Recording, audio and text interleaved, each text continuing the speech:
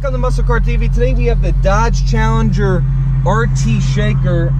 Huge thanks to Sands and Quakertown for providing us the vehicle. We're going to have a link in the description with all their information. We're going to go right now, pull on to a local highway. We're going to just give our impressions, a couple facts. So the RT Shaker has a 5.7 liter Hemi V8, naturally aspirated. It's a pushrod V8. So it's got 2 valves per cylinder, and it has 16 valves in total. It's a 16 valve V8. 375 horsepower, 400 pound-feet of torque on the RT Shaker. And it's just a car that is just classic muscle. Also, guys, just a quick history. The Challenger is really from the 1970s on a classic muscle car. It really represents American muscle. Big, it's very roomy in here. The hood is literally a square. It looks like a square ping pong table. It just masses in the front. We have the Shaker, which has a very interesting history. Back when engines were carbureted, engineers found a new way to get fresh air into the engine. So they literally put the air intake on the hood. So what really does this do for today's engines? It really is just another air intake on the hood, and it provides additional cool and fresh air to the engine for better performance and better efficiency. Now, the reason they call it really Shaker is because the air intake is attached basically to the top of the engine block, which basically when you rev it, it moves a little bit, just like any other big V8 or any engine in general. But also another reason is back in the 70s, they used to put big lumpy camshafts on the in the cars, in the muscle cars like the Challenger, the Charger, the Mustang. So with a big cam, you got the engine shaking a lot. That's why it was really called a Shaker. So a little history there. Other quirks and features are basically the retro look but modern styling. You have LED headlights, LED halos in the front, the split taillight classic look in the back, and just overall aggressive features. We have a stripe. This one's actually a dark blue color. But with the 5.7 liter Hemi, it's just such a great engine. Also, guys, we have the 8-speed automatic that's found in all FCA products, and it really does. I have it in manual mode right now. The car is just very, very fast, very responsive, but also a very big car, and you really feel it with this car. Also, guys, in this model, we have 245 width tires on all four, and we have 20-inch rims. Now, one thing, a big problem with all the Challengers is you have all this torque. You have over 400 pound-feet of torque, but in general, you don't have a lot of tire width to put that power to the ground. So you'll see with this model and above, like Challenger 392, the Hellcat, you really spin the back tires when you do a hard acceleration. That's why many people end up putting larger tires on the back, larger with tires like 285s, 305. Now, my favorite features, Liam, what's your favorite feature of this car? Just off the top of your head. One thing you like about it. Nice looking. You mean the exterior? Yeah, exterior. Exterior, we have the engine sound. I like the engine sound. Exhaust note is unbelievable, guys, in this car. We have the LED halos in the front that I think make it look really retro, but also modern at the same time. Once we get back, we can put a picture of the lights on. Yep, and we will do that. We're going to be blinded now. But anyways, also we have a decklit spoiler in the back and a little bit of a front splitter in the front for improved downforce and stability. But really in this car, it's a 4,000 pound car, close to. And it's something that really, you can't really, you know what I mean? They improve the stability a little bit, those aero features, but not much. Heated and vented seats, heated steering wheel. It's got a little all this stuff. What's Redline? Redline, guys, this is a traditional V8, a Hemi V8. So all Hemi V8s, or Redline is actually around this one, 5,700 RPM, so very, very low. Very easy to hit Redline in this car. Just like all big displacement V8s, especially the push rods, you really can't get a high Redline because there's only 2 valves per cylinder. So how much, especially when you get to the higher RPM, higher engine speeds, you really can't get a lot of air in that engine through just one valve intake. If that makes any sense. I just talked very fast, but it's very hard basically in engines like this with only 2 valves per cylinder, 1 intake, 1 exhaust valve. With There's only one intake valve at 6,000 RPM. It's very hard to get the sufficient amount of air into that intake valve for the performance of the engine.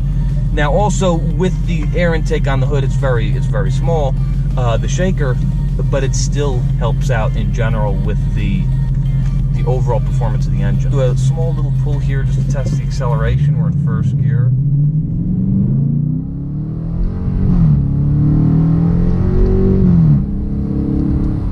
Beautiful. The exhaust though, guys, and the acceleration, because we drove the Charger a couple weeks ago, and really you can tell you're not really getting thrown back much because it's such a heavier car, and also the aerodynamics are terrible in this car. It's a flying wreck basically.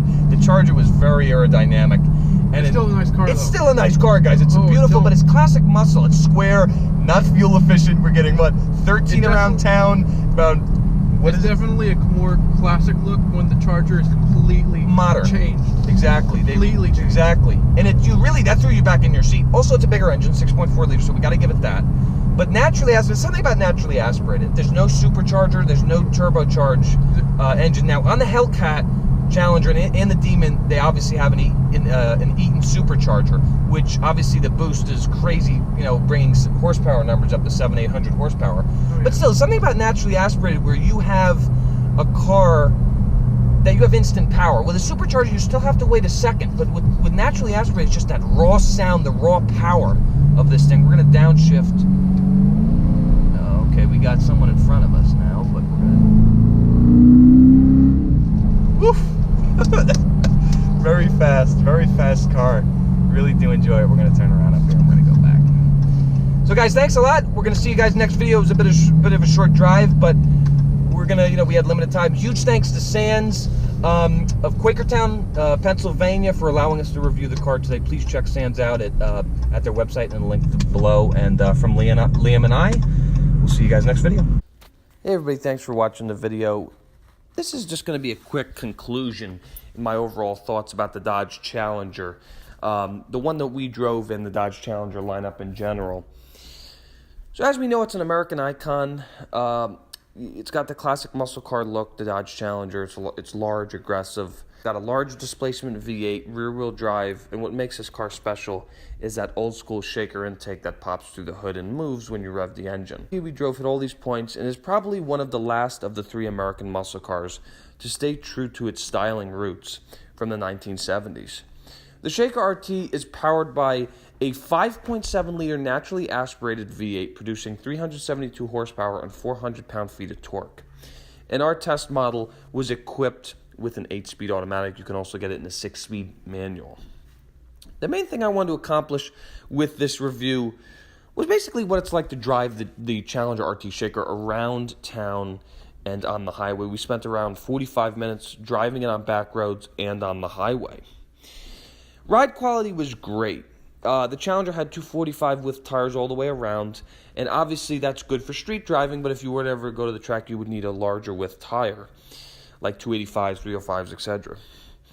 The suspension was on the softer side, and steering was easy and direct, but the car didn't handle that well. That's not why you buy a Challenger, to take on, to rip through back roads or canyons or really go to the track. It's more of like a straight line drag car.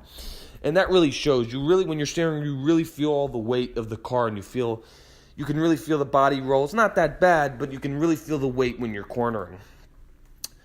And so going off of that, the car weighs 4,190 pounds. So it is the heaviest of the pony cars, but this is where the practicality comes into play.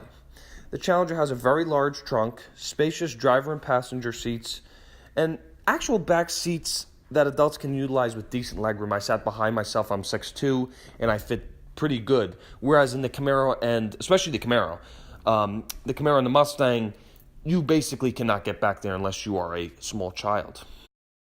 Looking back at the weight and just how large the car is, and with that big displacement V8, this leads us to fuel economy. You're going to get around 15 miles per gallon in the city and 23 miles per gallon on the highway. But ultimately, when you're driving this thing, you're not going to drive it like a snail. People get these cars to really, really accelerate, have fun with them. That's really what these cars are made for. It's not just to drive somewhere. People who get the Challenger RT Shaker or even other Challenger models, they love cars. They're going to really, rip it. They're really going to have fun with it. That's what these cars are really made for. And, you know, we were averaging around 13 miles per gallon in the city. So you're going to do a little less than what the EPA states for fuel economy. Going on to the interior, our tester had Alcantara performance seats that had great bolstering. I mean, I was really comfortable in the car. And going on to the interior, our tester had Alcantara performance seats that were very comfortable. They had great bolstering. And also the rest of the interior had great tech. That's what really makes the car modern. It had great tech features with the 8.4-inch Uconnect system, heated front seats and ventilated front seats, a heated steering wheel, and also a power sunroof. So this leads me on to basically my conclusion of the video. What I love about the Challenger, all of the Challengers, from the SXT to the Demon, basically, and all in between, is that what Dodge really did was they really updated the car. They made it a modern sports/muscle car. But being in the car and driving the car, you really can tell Dodge stayed true to its pony and to its muscle car roots of the 70s. And that's what I love. They mixed in old school design, but new design. So, for example, the taillights in the front are round, but they have the LED halos, which make it look aggressive and mean. The whole styling, the Shaker is new. They don't really need it, but they stayed true to the old Challenger when, you know, they needed to have the air intake on top of the engine block because engines were carbureted back then. Engines these days no longer have carburetors. They have direct or port injection. In this case, the pushrod engine that we had direct injection. So that's what I love. That's my conclusion, is that the Challenger, I hope they continue to make it for years, because the pushrod engine gives you a lot of low-end torque because it's 2 valves per cylinder, 16-valve engine, and it's fun to drive. Thanks, guys, for watching the video. I really appreciate it. We're going to have a lot more reviews coming out. The next review is going to be the Nissan GTR, so look forward to that, and I'll see you guys next time.